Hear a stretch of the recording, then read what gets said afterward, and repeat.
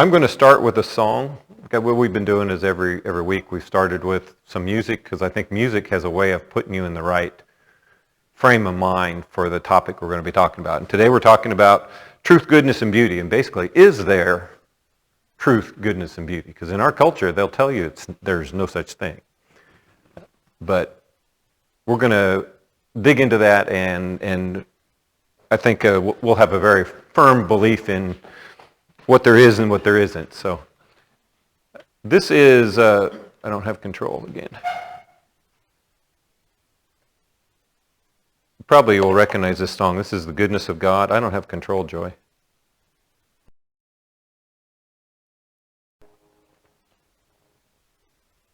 All right. Just kind of get you in a good mood. I want to start with a prayer, and then we'll do a little object. Heavenly Father, thank you so much for this time together to share and to learn from one another, to talk about how we can deal with all the false that we see in our world today. How we can help people to see the truth, which is you. I know you're here with us today. Help us to find ways to implement the things you're trying to teach us in our everyday lives. And I look forward to many opportunities to share.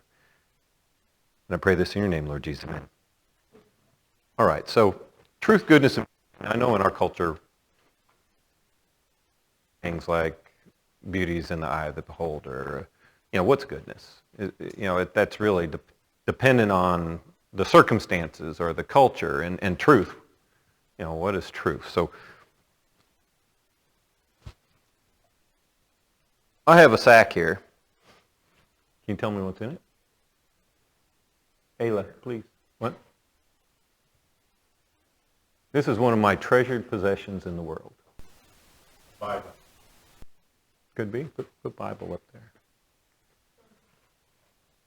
What? Family. Family? Like a picture or something? Yeah. Yeah, okay, could be. So family picture. Anybody else? Air. Air? Well, it probably has air in it. That I can't really get away from that. It is not empty, I promise. So, to help you at all? So, like we talked about with the worldview, without a complete picture, there's no way you can know. Eric, you're probably about my age. You ever bring your lunch to school in one of these? Yeah. I sure did. Yeah, brown paper bag. I had trouble finding a brown paper bag, I'll be honest. That's what I'm talking about. So, now do you understand why it's one of my prized possessions?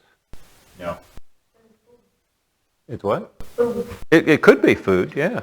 It can make food. It can make food, and I have eaten from that, and that is part of the reason it's special to me. Go ahead, Maya. Isn't that your grandmother's hot cocoa pot?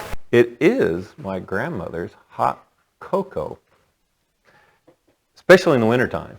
I would stop at my grandmother's house on the way home from school, and she would make hot chocolate in this pot, which is the reason it's one of the most treasured possessions I have.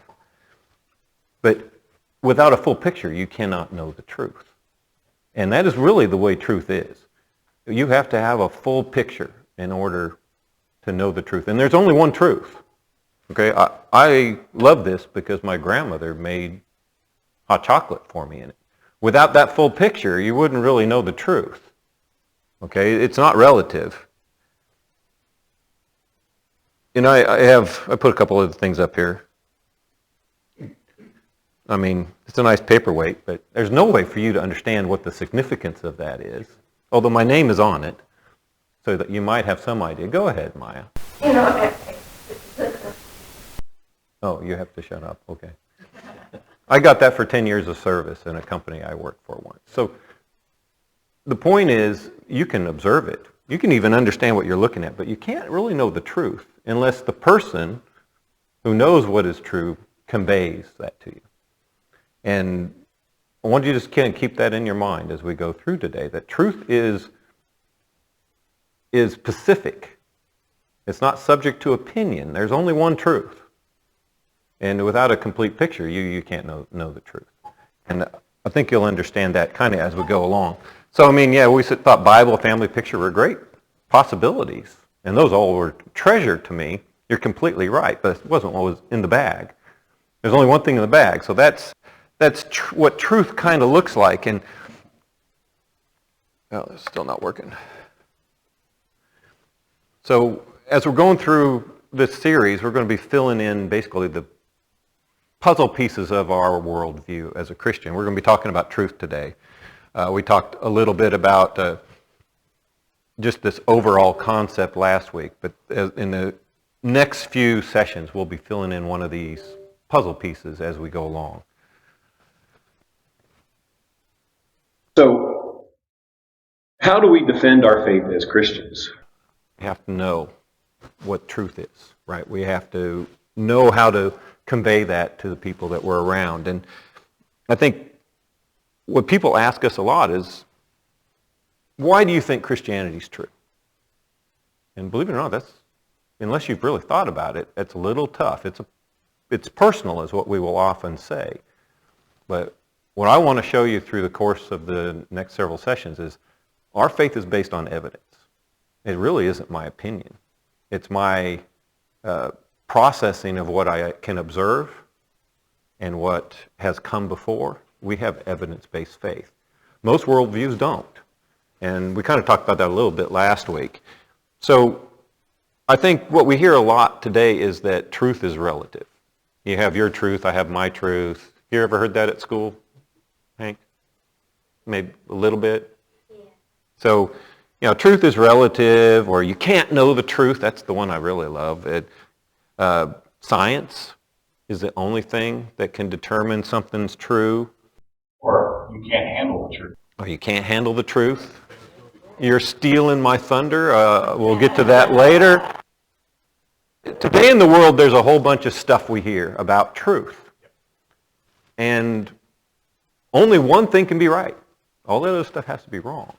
The question is, how do we do that? So what we have to do is we have to dig deeper to try to discover what truth is. And before I get too deep into it, every time I've tried to kind of highlight some books that I've had an opportunity to read. Seminary books. I think I only have one on, maybe two of them are down here.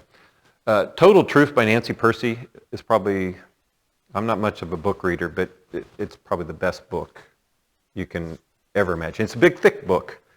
We'll give you an idea. She's co-written books with Chuck Colson. She's went to Louis Schaefer's school in Switzerland, right? She's worked in the White House. She's been a reporter most of her life.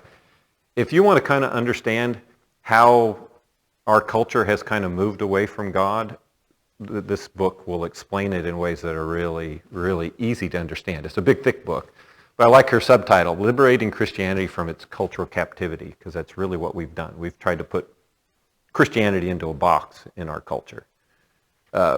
Faith and Reason. Nice thing about Nash's book is it kind of shows us that our faith has logic and reason behind it, and how many of the worldviews don't, including atheism. They claim logic and reason, but when you listen to their logic and reason, it sounds like philosophy, not reason and logic. And then From Dawn to Decadence is a gigantic book. It's a history book.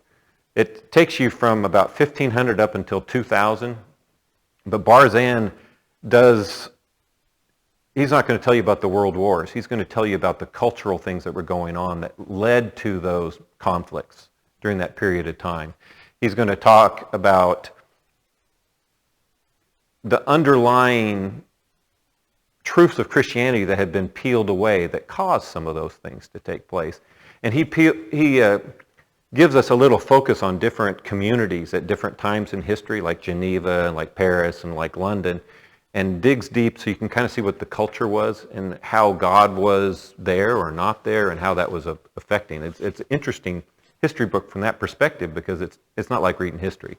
So if you're interested in anything we kind of talked about today, these are resources that I would recommend, and believe it or not, I've read all three of them as part of my schoolwork. So Let me ask you a question. How would you describe this picture?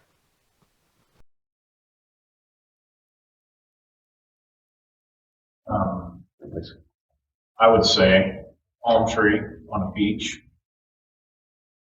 Maybe be by a golf course because there's a red flag and some green flags over there.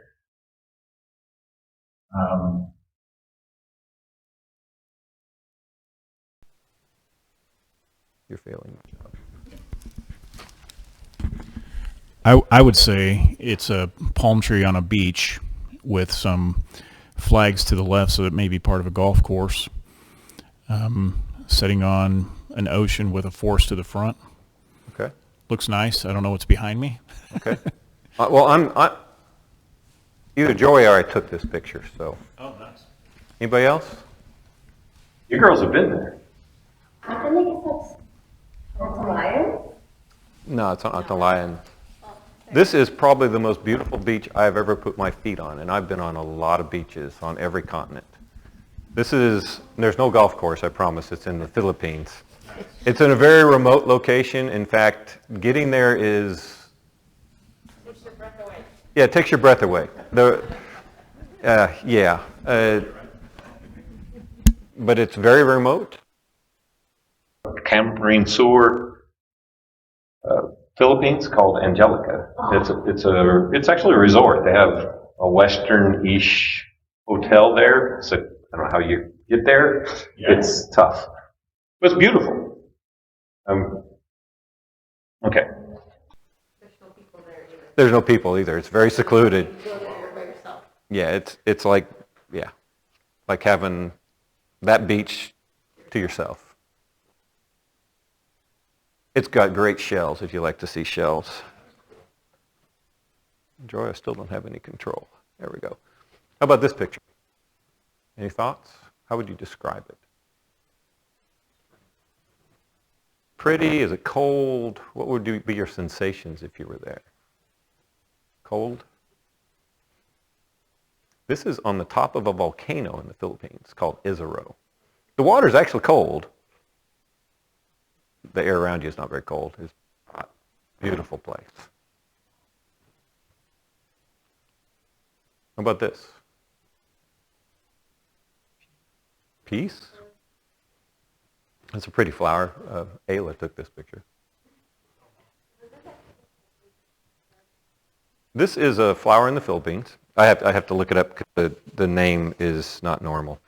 This is called the clitoria. It's sometimes referred to as the butterfly pea or the pigeon wing. And what's it called in Bicol? You don't know?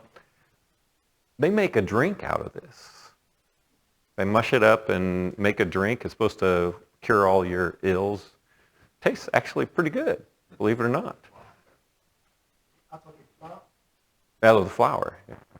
Yeah, it's got a very unusual, but it's pleasant taste. It's very purple. It retains its color. Okay, what about this picture? That one's not so pretty as the others. I may have to describe what it is. Those are pig guts. My professor in seminary showed this picture to us. But not everybody would have that response. I know people in my family that would say, yum. Yeah. They're going to kick that up and have it for supper, right? Okay, it's an opinion. You don't want any? You got German blood in you. Come on. They make sausage out of this stuff. Yeah. Actually, they put the meat and stuff in. Oh, never mind. That's a different story. How about this one? Even if it wasn't dead, it would still probably be ooh, right? It's a rat. Well, some people have these things as pets, though. Okay, so all right. And some people have it to feed other pets.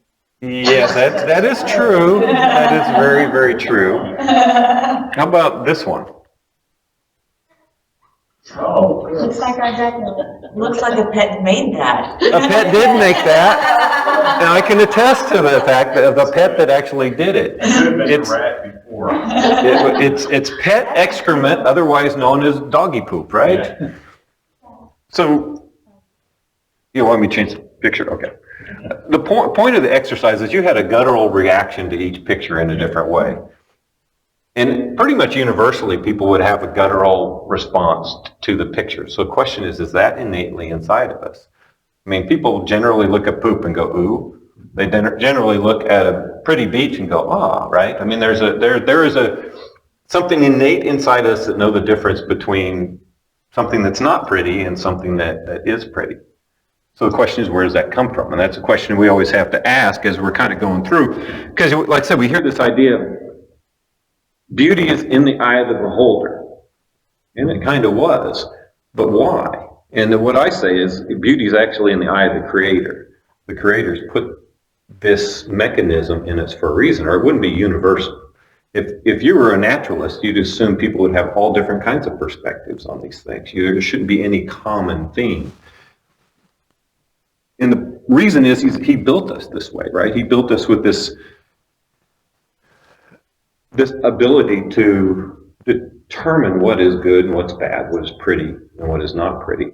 And we have allowed our culture to kind of shift that in a lot of ways. In the Bible, God calls things out as beautiful. And I think we should take him at his word. That's the basis and the standard for beauty. But we kind of allowed that to get eroded a little bit in our culture. And I think my seminary professor's name was Jonathan Pritchard. And he said that when we allow things like beauty is in the eye of the beholder to become commonplace in our vernacular, we've basically ceded territory to the enemy. We've allowed this relativeness to kind of seep in. It sounds really innocent. Let me ask you another question. What decade, I'm going to hold that one back. What decade would you want to live in if you could choose? Because we always hear everything's getting worse, right? It's always getting bad. What would you choose? A-list grad, come on. Go. So if you're going to choose a decade, it can be any decade, if you can imagine one. I would choose the 50s. So 50s. You want to know why? I know why, because we had this conversation already. Hold on to that. Okay. I'll choose the decade of King. Well, Yeah, King, that was what I would choose. what decade was that? Well, 70s. 70s? When you were a kid, right? That was when the Lord 70s ago. Yep. 70s? Anybody else? Now? Okay. Put the 2020s. I agree. Yeah. So, I'm going to hold off on Eric's second one. What you notice what most people choose is when they were kids, or where they're innocent, didn't have any responsibilities. It's what you'll see naturally that people migrate to is, but if you ask them which of their adult years that they want, they'll either go all the way back to at the beginning when they were naive, or they'll say right now. And I say right now, because there's all kinds of things we can do today that we couldn't have done before. And I think God is growing us into a position, so I'm going to trust God. So I think Eric is absolutely right. You know, another question, this is one Pritchett asked me in school, is what decade in recent history is responsible for the moral decline in the United States? All of them. Very good answer. You just stole my thunder. It's totally true, though. Everybody's going to point a finger at somebody else for doing something. Yep. They don't look in a mirror. It's so true. And let me see, I think, let me just go through. So a lot of people would start with the 1950s. I won't go further back.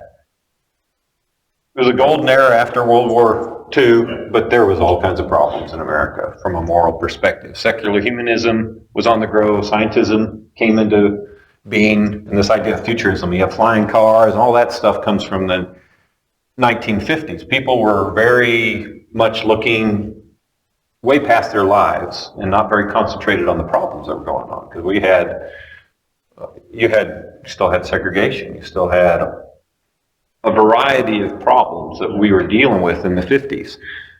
Some people might say the 60s, but that's when we started banning school prayer and reading Bible in public places. We won't talk about the hippies and all that other stuff that went on in the 60s. This is not even talking about military activities. The 50s had Korea, the 60s and 70s had Vietnam. Yeah, that's why I didn't choose none of them. In the 70s, we got into this image self-consciousness where, you want to really conscious about what you look like in the mirror. We started becoming a consumer-based society in the United States, which we are now, but that's where it started. And you can keep going, right? Every decade has moral decline, just like Laura said. No one is better than another.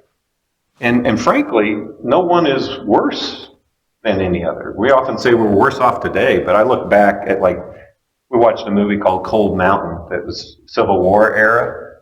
Oh gosh, I would not want to go back and live there. I mean, Especially as a woman. the biggest gun wins, right? There's no right or wrong. Right. There's no civil authority at all. At all, period. I even look back, think about the 20s in the United States. Yeah. No electricity, no water. So The movie Nice. Lawless, I don't know if you've seen it. Lawless is a very good movie, and it just shows you how corrupt the police was during that time and the whole moonshining operation that was going on. It was just brutal. But it was the 30s. yeah, the 30s, the 20s. I mean, you just walk through it. Yeah. So, my personal opinion is we shouldn't throw our era under the bus. We're no worse than the people that came before us, and the people that came before us definitely were better. But it's perspective, right? Goodness does not have a date. I think that's the one thing I'd want to kind of come across from this. We talk about moral decline. We talk about things are getting worse and worse, but there's no date of goodness. Where would you choose the pinnacle of mankind's goodness to be? I mean, I can walk myself all the way back until I get to Jesus, and that's really bad. Okay, and I keep going before that, and it's even worse. So there is no pinnacle. There's no date to morality and goodness. So goodness is defined by God, not by human activities. And sometimes that's kind of a tough one to take. So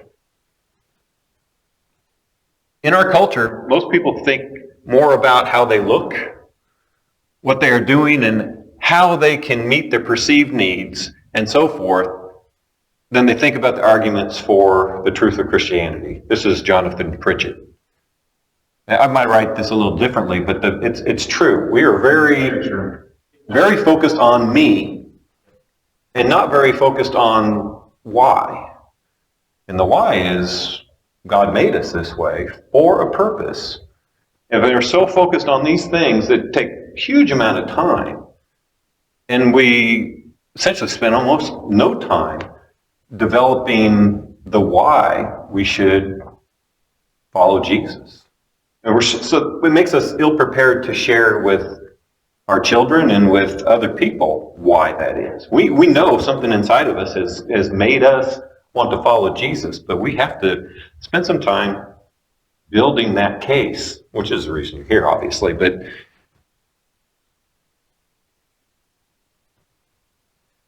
many people are ignorant, but they think they are smart and pretend since they have Google. That's our modern world, right? Alexa or Siri or Google, it doesn't make them smarter. But unfortunately, we've kind of developed an arrogance about us, about our ignorance, which is really kind of weird. Well, I can answer anything, but how do you know whether Google's telling you the truth? Because Google doesn't tell you the truth. Google just gives you information. We have to have a means to determine what is true, what is good, and what is beautiful, despite whatever the computer might tell us. And so in some respects, we have a higher responsibility because we have more information.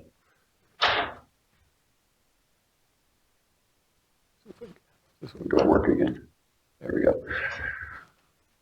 So what Pritchett said is, are we complaining about the problems but doing nothing to impact our culture and address the problems we see? I know I'm guilty of this. I can complain with the best of them. But what God called us to do is the Great Commission, which is to impact our culture. We're supposed to actually be living in the culture, impacting the culture for God.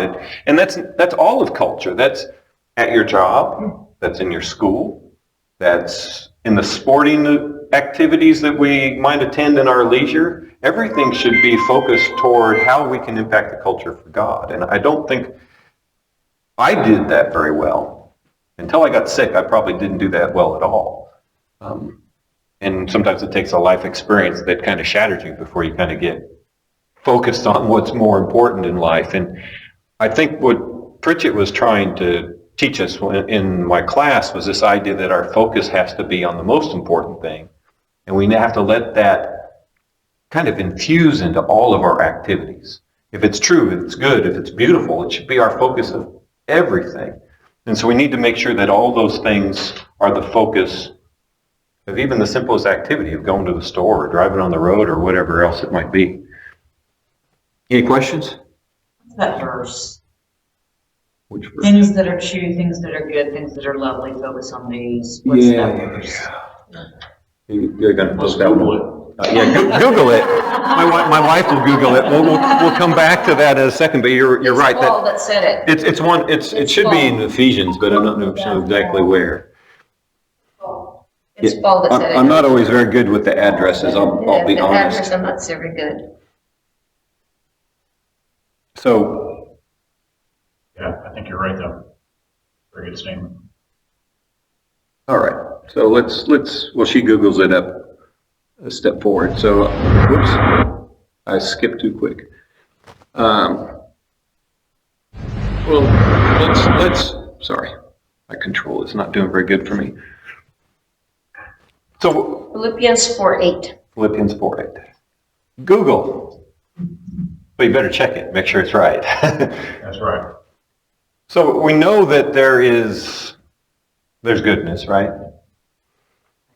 But good, definitely check it. Never trust me. Always test me. Trust but verify, right? Trust, well, That's what we say. at least verify, right? The trust I'll take as I earned it, but always verify. I want to show you a quick little video. It's from the 1990s, so it's really bad quality. And this was a true event, from what I understand. It took place off the north of Scotland in the North Sea. And it kind of identifies truth in a way that I think will help us kind of focus in on the fact there's only one.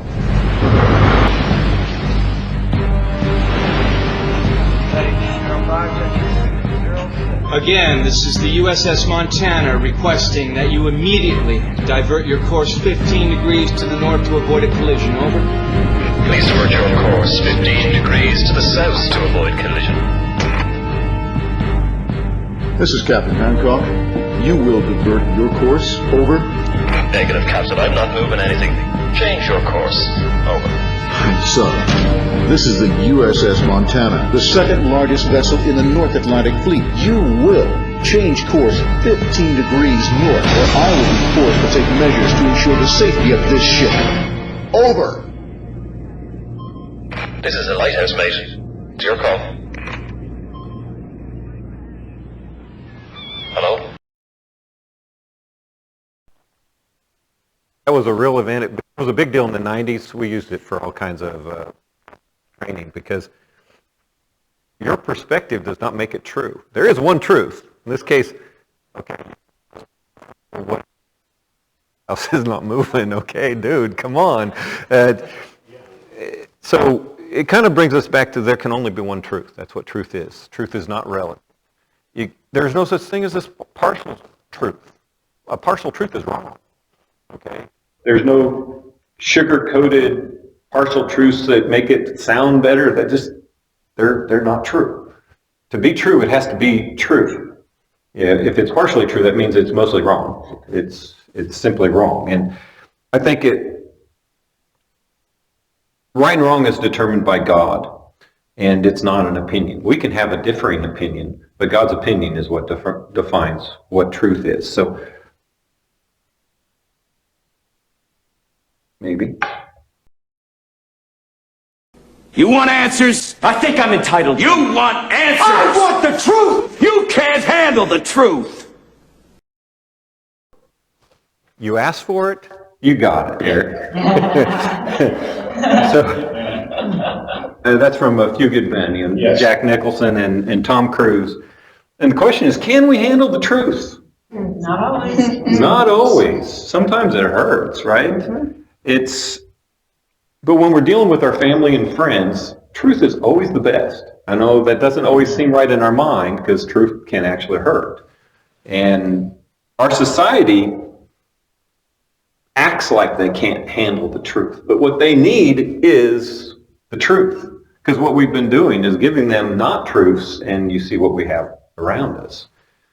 I think yes has to be yes and no has to be no. It's better that way, because when we let opinion and emotion kind of sugarcoat things, we end up with a mess. And we can kind of see this in our culture a lot. And I think Jesus actually said it best. This is Matthew 5:37, and Jesus simply said, all you need to say is simply yes or no. Anything beyond this comes from the evil one. A very good point. If I may. Yeah. One of the things we say in the Army is do the hard right over the easy wrong. And it's a lot of times hard to tell somebody, hey, you're wrong, or hey, you didn't do this, or whatever that is. The easy way is just to avoid it, to let it go on, let it fester, and let it become more of a non-truth. It's true. But Jesus gave us guidance, and it's an amazing wisdom. Because when you don't do this, it gets complicated. Because the next time you have the conversation, you're really not sure what part of the non-truth did you share. Truth doesn't change, so you always know that. But the half-truth and the partial truths are really tough to repeat. So we end up kind of just snowballing down a hill. And that's a reason truth is so important. So a Christian worldview is simple. Whatever Jesus says is true. Right? And let's introduce you to, this is a group called, I can't think of, youngchristians.org.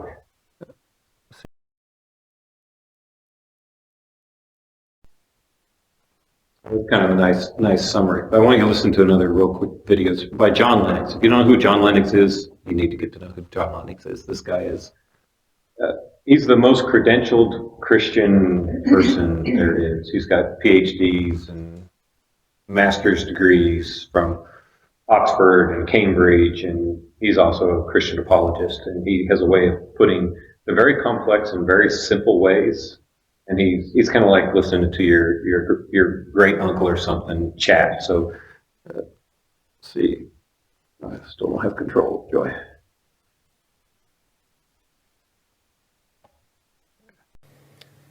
When it comes to truth, my Christian worldview raises perhaps the most startling claim of all that Jesus made.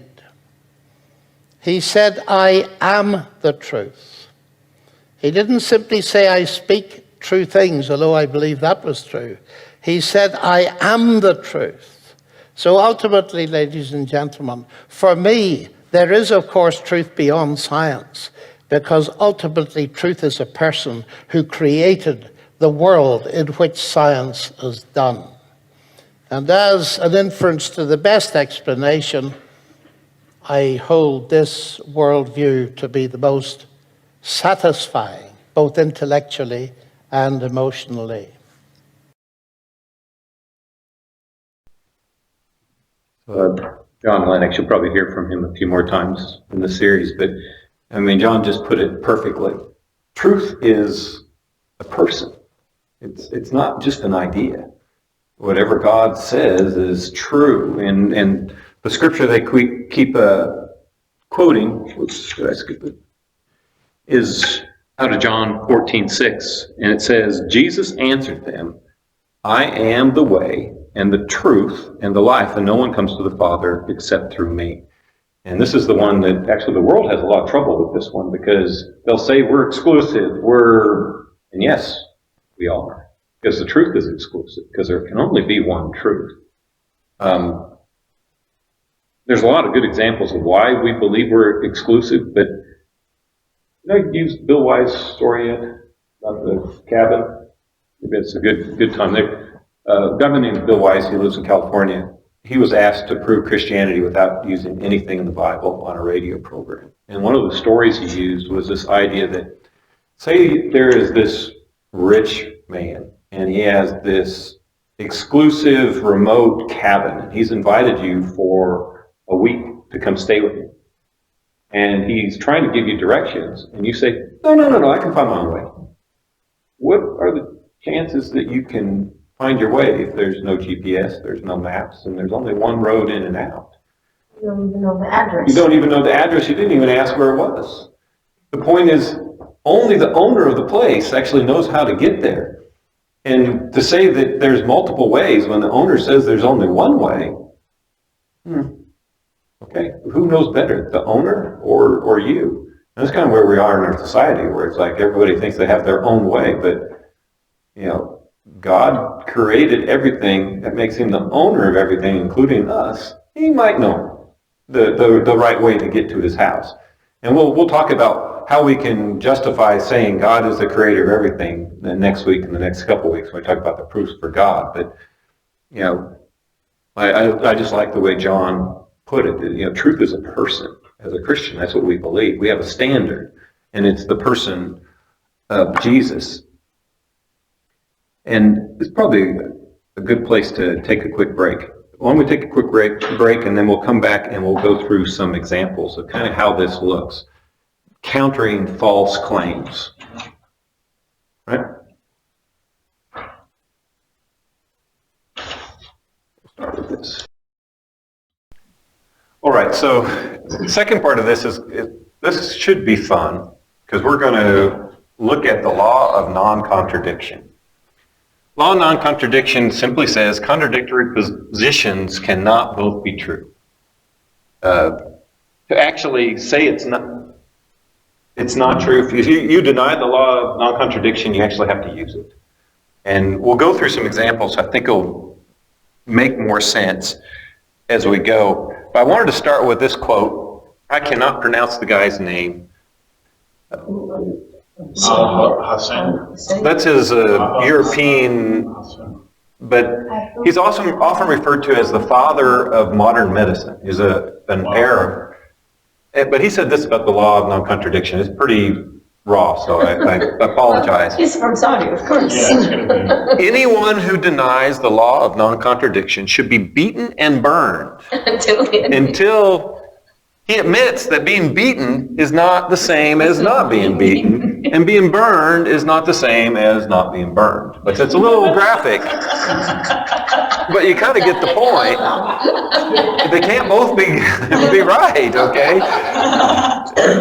So opinion doesn't really go there. It's actually funny. It is. It's just like, Makes you think. this is like the 1300s or something like that. I don't know the exact dates, but you know, this is another one. There's hysteria comes in waves, the flat earth conspiracy folks versus the round earth. And I won't say which one's true, but I will say they both can't be true, right? So the law of non-contradiction applies, right? If you've ever been on a plane, you probably know which one is true. Yeah. Talking about time change or what? Yeah, exactly. But there are people that adamantly believe in flat earth. And in fact, if you'd lived about, 800 years ago, you could have got burned at the stake for believing the world was round. Yeah, and in fact, people were killed for believing the world was round. Yeah. What's your witchcraft? There's only one true thing. Oops. I have this twice. Yeah. All right, so the law of non-contradiction. Francis Crick. Francis Crick, let's see if I get his credentials correct. He is one of the discoverers of the DNA double helix. He and James Watson. in 1953, and he wrote a book called The Astonishing Hypothesis, and in it he said this. Maybe he said this. Keep stealing my control over there. The astonishing hypothesis is that your joys, your sorrows, your memories and your ambitions, your sense of personal identity, your free will, are in fact no more than the behavior of a vast assembly of nerve cells and their associated molecules. You're nothing but a bunch of carbon atoms in water, right? And that's what the atheists believe. But can it be true? John Lennox believes God exists. Richard Dawkins, who's a famous atheist, if you don't know who the new atheists are, Richard Dawkins is a biologist out of Oxford. They're actually both Oxford professors. They've debated several times, which are great. If you like debates on this, look up John Lennox and Richard Dawkins, and it will be you'll be rewarded by a really good conversation. But the point is, they can't both be right. God either exists or he doesn't exist. That's the law of non-contradiction. Two opposing ideas can't both be true. And we run into this a lot in our culture, where people are going to try to tell you things like my truth or your truth. So let's say you're with one of your friends at school, Hank, and you're talking about the law of non-contradiction. I'm sure you would have that conversation, right? Oh, yes. And you tell them, I believe in the law of non-contradiction. You tell them why. And your friend says, you're crazy. There's no such thing. You say, no. The law of contradiction is real, the blah, blah, blah. There's all these reasons. And they say, no, you're crazy. There's no such thing. My truth is my truth. You can't take that away from me. Say, no, I learned this. My friend Kip told me this. And your friend's like, no, there is no such thing as the law of non-contradiction. You know what you say to him? You just proved it. Because I believe it and you don't believe it, so only one can be true. And that means that the law of non-contradiction is true. Their own protest actually proves that it works. And that's kind of the cool thing about this law of non-contradiction. So I don't believe in the law of non-contradiction. Well, you actually have to use it to prove it, to disprove it, which means you actually, what? So it has to be. Yeah, so it actually has to be true. It has to be real. That's right. Because there really is no alternative. So all truths are absolute. So if something is true, then it has to be true for all people, all times, and all places. Can you think of anything that would challenge that? The picture. I could say, hey, it's warm out here today. Laura would say, actually, it's cold. Yep. Which happens a lot. Yep. It does. So is that a contradiction of the law of non-contradiction? She believes one way and I believe another way, so is that not? Well, I'll take it even more extreme. Yeah. I'm feeling a little chilly in the room today. But people in Alaska think it's really cold. Yeah. They would not think this room is cold. That's right. So does that mean it's not cold in the room? No. Cold to you, it's warm to them. So the key is, for me, it's cold in this room. For them, I still think it's cold in this room. So to them, I am the one that's perceiving the temperature. There's no contradiction. I know they're colder than me, and they know they're colder than me. So it's true for all people at all times, at all places, that I feel cold in this room. It's true for all people at all times and all places. Laura feels cold and you feel warm. That actually isn't a contradiction. It's true for everybody that just heard the story. And I'm going to broadcast it to the world, so there are a lot of people who are going to hear the story. So, Yeah. but it's not a non-contradiction because you have differing opinions. Okay. It's true for all people that you had that opinion. The truth is the opinion. Now, cold and hot are relatives, right? In fact, I'll get into it another time. You know cold doesn't exist, right? Eight. It's only the lack of heat. Yes. Oh, it's like water's And not. water's not wet. Go No, on. it is. No, but that's just truth. Oh, Ruby, that's. Don't get Ruby started on it. She loves that one. I hate it. Is there more wheels or? All right, so there are 6 major objections to this concept of absolute truth. There is no truth. You hear this one all the time. You can't know the truth. All truth is relative.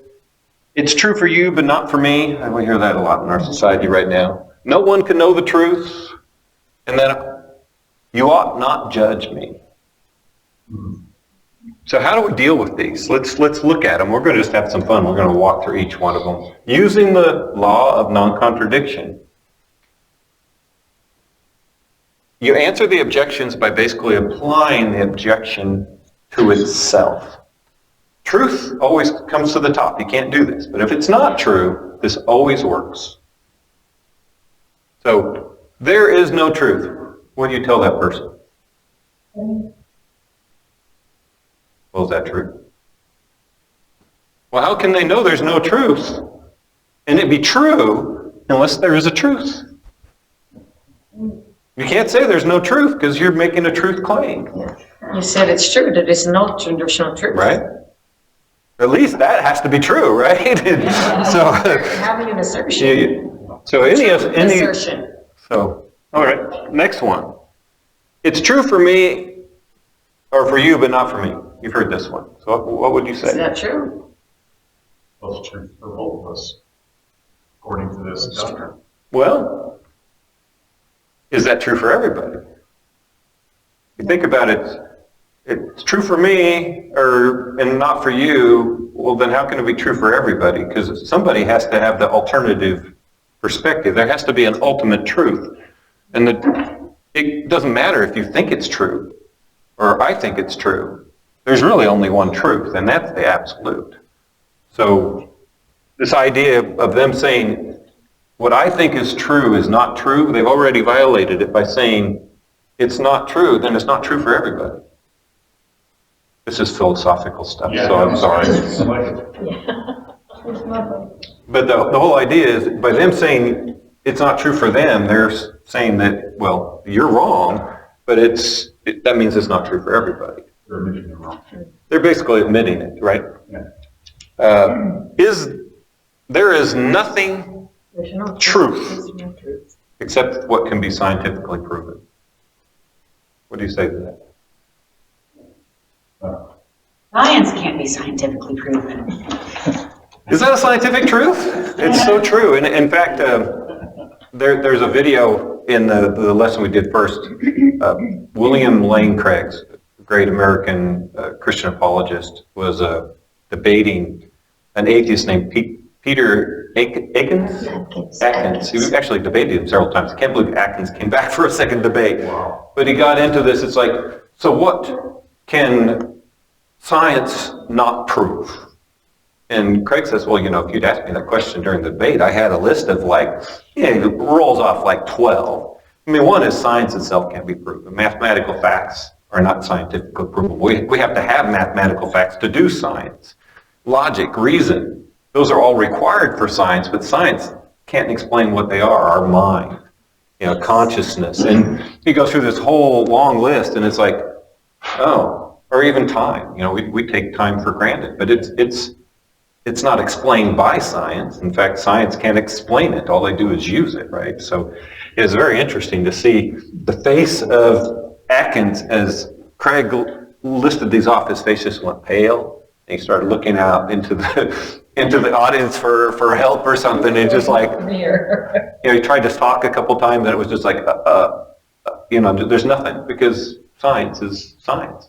Science is based on a bunch of theories, a bunch of widely accepted theories. How do we get to the scientific law? Enough people decide that a theory is believable to call it law. It's all theory. Well, you take observable evidence, and then you try to derive what the cause of that observable evidence is, and we call them theories or postulates, whatever they are, but that's only our observation. And idea of trying to explain it. That actually doesn't explain how it got there. We're trying to explain how it behaves. And that's where science fails, is there's no way to explain the how, only we try to explain the why. All right, so a guy by the name Immanuel Kant was a philosopher, I think it was the 17 or 1800s, and he famously said, you can't know anything about the real world. And I like Frank Turek is another Christian apologist, and he always does this. He crosses it out and says, well, we'll write this one. You can't know anything about the real world because Immanuel Kant. And so the question is, how do you respond to this? You can't know anything about the real world. You just told me a lot about the real world. You did. So then how do I know that about the real world? You just, you know, when people make these statements, they're exempting them from what they're saying.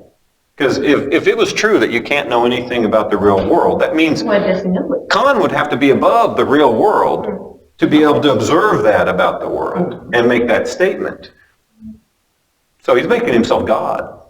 And you see a lot of these philosophical claims are really trying to substitute yourself for God in some way. Am I going too fast? I'm just taking notes, okay. All right, so see where I am. I always get off my notes and then... You should doubt everything. All right, so what we believe actually doesn't change what the truth is. Do I have my stick man? Okay. I'm an artist, can't you tell? That's great. So Stickman here thinks there's no gravity. How do you think that's going to work out for Stickman? Is it true? Yeah, maybe. What if I put him on top of a building? And he says, truth is relative. There's no such thing as gravity. What's going to happen? He gives a blank out with balls. He becomes a black man. The thing is, truth is not relative. Now, he could have had a jetpack. I've had someone ask me this. He had a jetpack, so he didn't fall. Well, guess what? The jetpack, eventually you're going to still come back to Earth. Gravity's real. You have a parachute. You're still coming back to Earth. There's absolutely no scenario in which you're not going to come back to Earth. Gravity's going to bring you. Now, you could get struck by lightning, but at least part of you is going to come back to Earth. Gravity is real, right?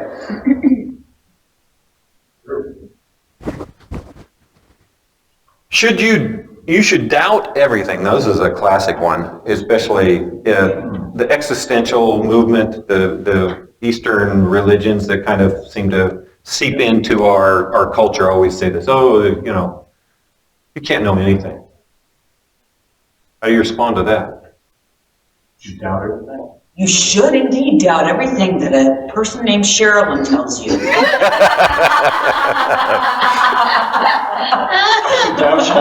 Well, that's exactly right, Eric. It's like, you should doubt everything. Well, should I doubt what you just said? Yeah. Because if I could doubt everything, then whatever you said is questionable. So, or if somebody tells you, don't believe everybody.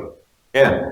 So should I believe you? Should I believe you? Should I believe you? What you say? You're got it, but you kind of go ahead. Oh, you raised your hand. But this idea that I think when we get in our head how to use the law of non-contradiction, it exposes false truth claims. It just does, because they can't stand up to their own scrutiny. Our beliefs do. That's the advantage of being a follower of the person that defines truth, is you can't use that against us. And this is the one in our culture that I think I've had used against me a lot. Don't judge me. You shouldn't judge me. You're judging me. You're right. Yeah. Isn't that a judgment? Yeah, I use that charming a lot. Isn't that a judgment? And the thing is, that's so crazy is we make judgments all the time. You decided when to get up this morning, or someone told you maybe. You decided what to put on. You decided what to eat. You decided...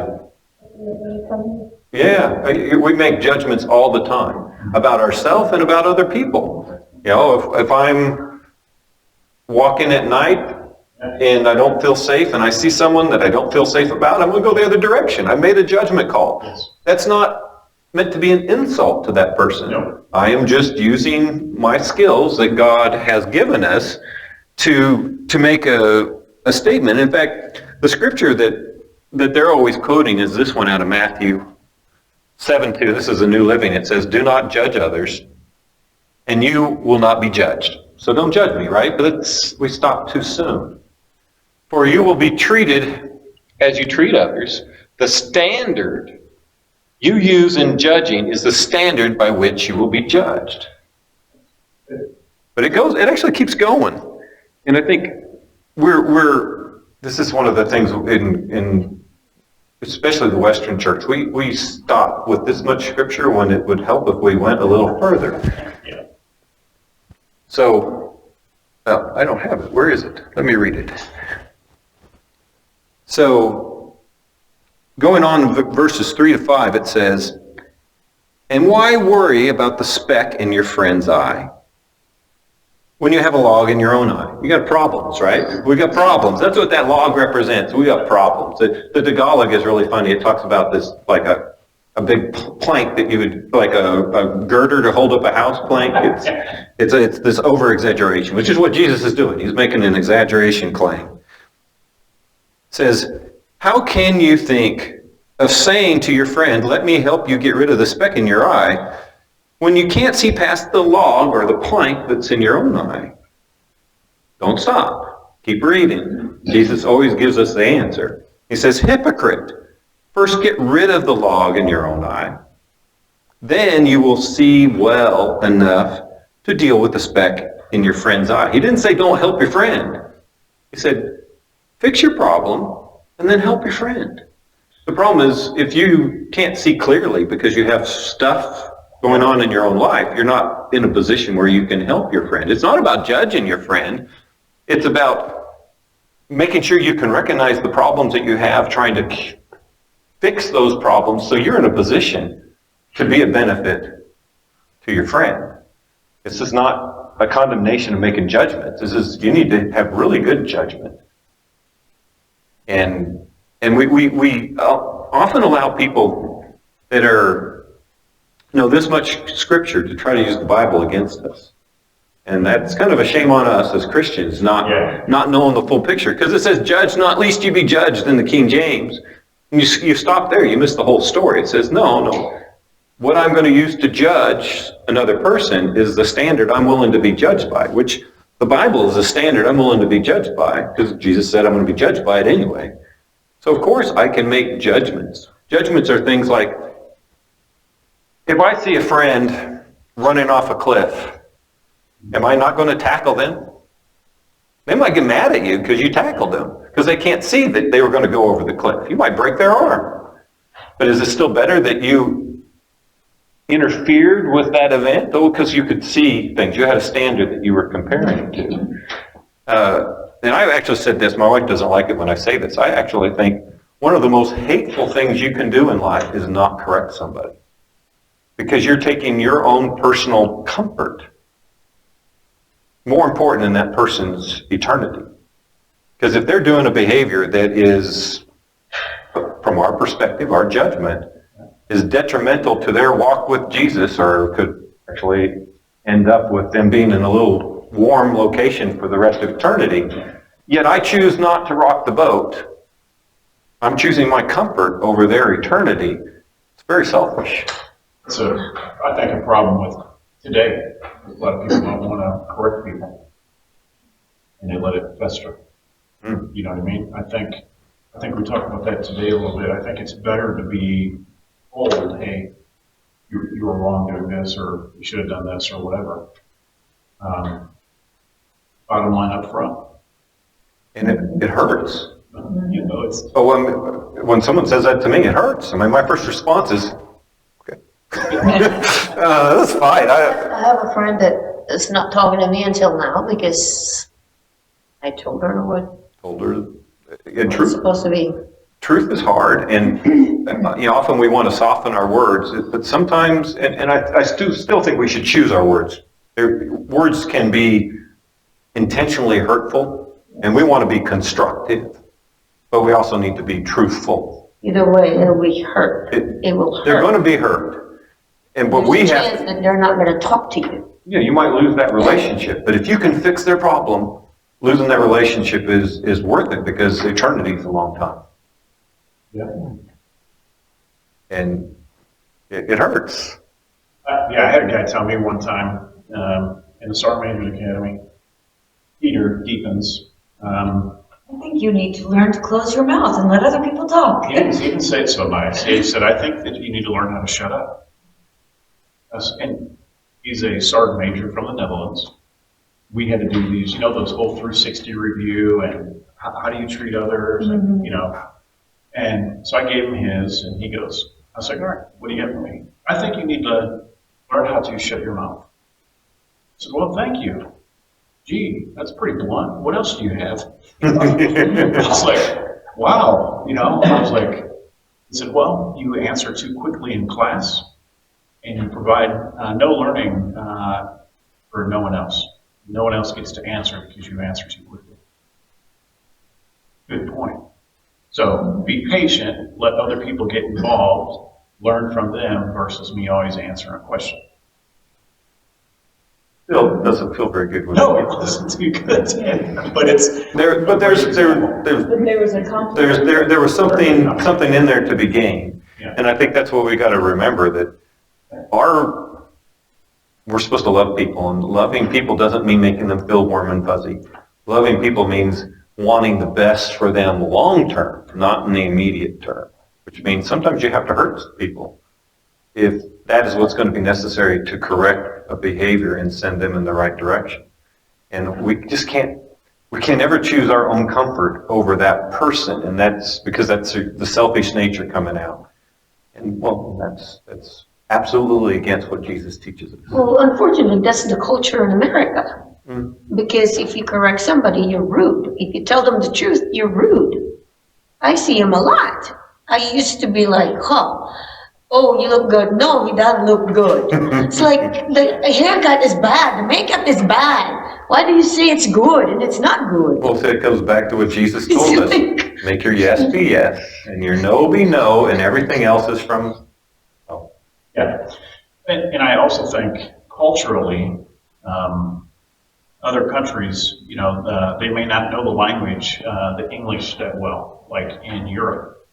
So they're going to bluntly tell you something, and it may come out very blunt, and you're like, wow.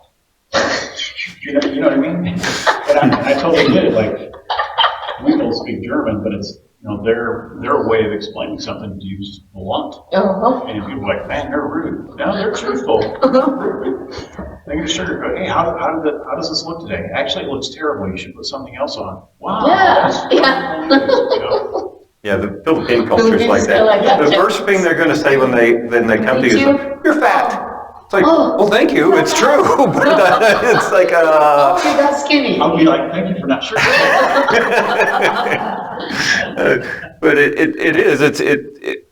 It's something that we just have to concentrate on as Christians. That we want to make sure that what we're choosing is not what's best for us, and we're choosing what is best for the person that God has put them in front of us. They are our mission. They are our ministry. Whoever that is, whatever the circumstances are. So, truth about truth. Contrary beliefs are possible, but contrary truths are not possible. People can have opinions. You might be warm, I might be cold. But the truth is, the temperature in the room is 74 degrees. That's true. I feel like it. Even if it doesn't feel like it. I'm reading it off over there. So you can believe everything is true, but everything cannot be true. There's only one truth. Again, opinion is not what this is about. And that's what we have to recognize, that our feelings, our emotions, our opinions are not what truth is. Truth is defined by a person. And objective truth cannot be denied without being affirmed. We saw that before. You cannot really deny that there is a truth, an absolute truth in each one of those circumstances, because by denying it, it comes right back around and you actually are proving that it's true. Just like the Splat Man, right? He proved that gravity was real, even if he didn't believe it. I think this is good. So next week we're going to start on our proofs for God. And we're going to end a little early because I know you got to get to bells. And we're going to spend a couple weeks on this because I get excited. There's so much proof that there is God. And when you see it, it just, your confidence. Now, I'm not going to prove the God of the Bible. This is that there is a God, because believe it or not, out there, they're way far away from Christianity. We have to prove that there is a God. And then proving the God of Christianity is pretty easy. Jesus takes care of that for us. But we'll talk about the beginning of the universe. We'll talk about the moral argument. We'll talk about some other arguments next week. And we're going to look at the Webb telescope a little bit next week. It should be very cool. Have you seen any of the videos from the James Webb? Oh, you're going to like this. What is out there is beyond amazing. And scientists are really messed up because none of their theories work. Like Laura said, the theories, but what's out there is beyond any theory, and we'll talk about some of the extreme ones that they have. So I'm going to close with a song again, and you guys probably know this one: "Casting Crowns," the voice of truth. I was in church when what was the singing group name? This Hope. This Hope? I don't think so. And they came down, they had a big giant tour bus, and pulled into the church and got out. They did a really nice acapella Christmas concert. And they would stop and say, "This is wonderful." Oh yeah, and they stopped and they said, "This is what the Bible says, this is what the song's about." And they read scripture and they talked about it and they started singing again. And I told Laura, a lot of that music I'm not into because it was a lot of they would sing quick, and then, you know what I mean? It was just a different style of music. Man, I'll tell you, those guys are talented. They're out of Alaska. Yeah, the acapella groups, especially if they're doing harmonies, it's I mean, I love watching it, but there's a couple of songs like, that's not my style of music, but wow, these guys, they're talented, man. And there's not one lead singer. They trade back and forth, and sometimes the producer sings, and sometimes this guy that was lead goes and produces, and That's great. It's good. It's good to see that. Let me close with a prayer, and then we'll chat just a couple minutes before you guys get out of here. Heavenly Father, thank you so much for this time together. Thank you for revealing what is true to us so we don't have to wonder, we don't have to guess, we don't have to be influenced by what other people say. We can be focused on you, and truth is a person, and that person is you, Jesus. And we are so thankful that you have revealed yourself to us in a way that we can see the world properly and have a full view of what your plans are, not only for us, but for everyone. Help us to find ways to apply these truths in the opportunities you present with us every day, the people that you bring to us every day. And I give all glory to you, Lord, and I pray this in your name, Lord Jesus. Amen.